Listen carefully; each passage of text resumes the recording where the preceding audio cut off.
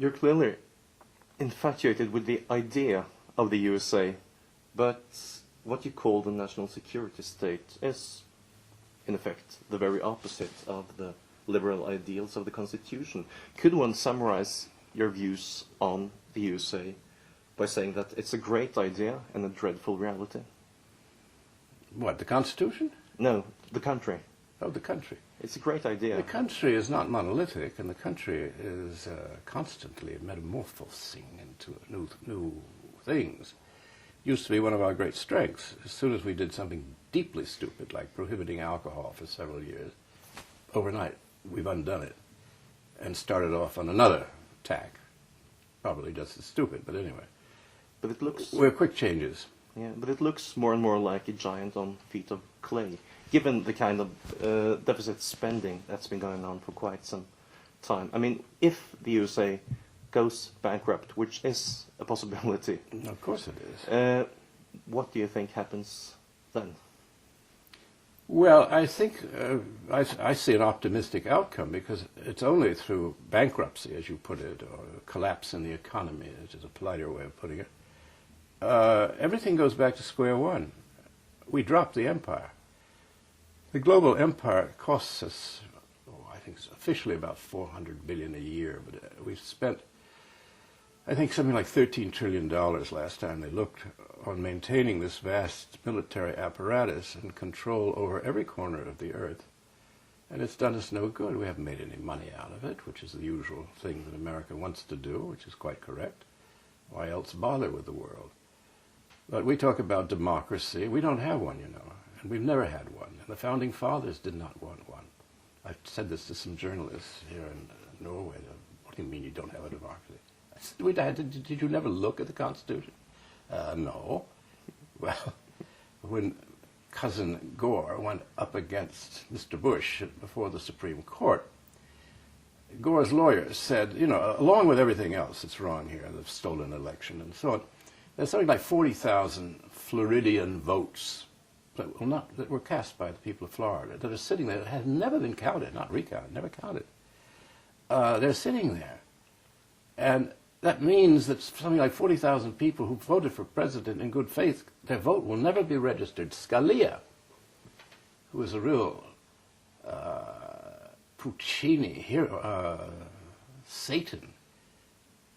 Scalia, who's justice on the bench, said, no American has a constitutional right to vote for president. It's absolutely true. It's not in the Constitution. We can vote for the original Constitution. You voted for the representative to Congress. That was direct democracy. Out of which was, then you voted for your governor and local officials. Then you put them all together in something called the Electoral College. And that chooses the president. And that's there in case the people, majoritarians as they are, have made some terrible error. And they can rectify it. So suddenly, in the year 2000, this is invoked to stop the election of the winner. All for partisan reasons and all for reasons of deep, deep, deep corruption. Yeah. I see that. And what surprises me is that the amount of evidence that's been accumulated, for instance, in the BBC documentary, obviously has not been made public in the U.S. Well, it has. You know, a lot of us have written about it, and very conspicuously, some of us. I did an analysis of the New York Times analysis of the election, which is hilarious. The New York Times has 16 paragraphs. It tells a different lie in each paragraph. So at the end of it, they've contradicted themselves for 16 paragraphs on what happened in the Florida vote. Evidence doesn't, of that sort, I don't think interests most people. It's too arcane, it's too, well, that's politics, we never thought it was anything good anyway. But the fact that over half the population doesn't vote is a vote of no confidence in a system where everyone realizes he's not represented. What's represented are the great corporations. They have many, many members of the Senate and the House, which are paid for by them. The presidents are paid for them. Bush is totally paid for by the oil and gas companies. his junta, as I call it, is a real junta. It's run by Cheney, the vice president. It's not run by the cheerleader, who is Bush, the president. And Cheney is Halliburton Oil, and Bush the father is Carlyle Group Oil. Bush Jr. is Harkin Oil, which is oil. So it's all about oil. Oh, yes. The delicious Condoleezza Rice is Chevron Oil. Wicked thing that she is to work for Chevron. And Rumsfeld is Occidental Oil. These are the great officers of state. Now, we can't use the word conspiracy, because if you do that, you're crazy. You believe in flying saucers. And if you say it on television, you believe in conspiracy. So I said, well, you accept the word coincidence, that all the great officers of state come from the gas and oil business. And this war is all about getting more gas and oil, particularly from the Caspian area. And they look rather puzzled by that, because perhaps they don't know what coincidence means. But do you see any possibility for any reform, any change whatsoever in the American political system? Collapse will come before change. You think so? Collapse is change. Yeah. Would you like to be able in some way to contribute to the collapse? I don't know that a collapse is going to be such a good thing.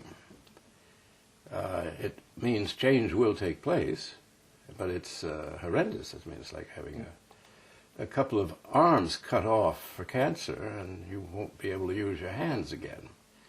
It's a great price to pay. One would rather avoid it, and one would rather tell Bush, and I'm in Oslo, in a sense, because it's symbolically apt with its various peace prizes and peace processes, that really they've got to say no on Friday to Bush's request for backing from the United Nations for attacking Iraq, which is mindless and dangerous beyond anything that has come our way since the atom bomb. Speaking of war, Clausewitz is famous for stating that war is the continuation of politics by other means. Could one say in your case that literature has been a continuation of politics by other means? No. Good politics makes bad literature. So I don't combine them, unless one says that an essay is literature, which I think it is. But for a creative, as they laughingly call it, artist, for a novelist such as myself, Stendhal said, politics in a work of art is like a gunshot at a concert. I'm only doing politics to this extreme extent, this period, because I think the concert now is nothing but pistol shots. And one has got to speak up and forget literature and forget art and remember that one is a citizen of an extremely fragile world. Thank you very much. Yeah, I guess that's it. Brilliant. Thank you. Great ending. Wow. Yeah.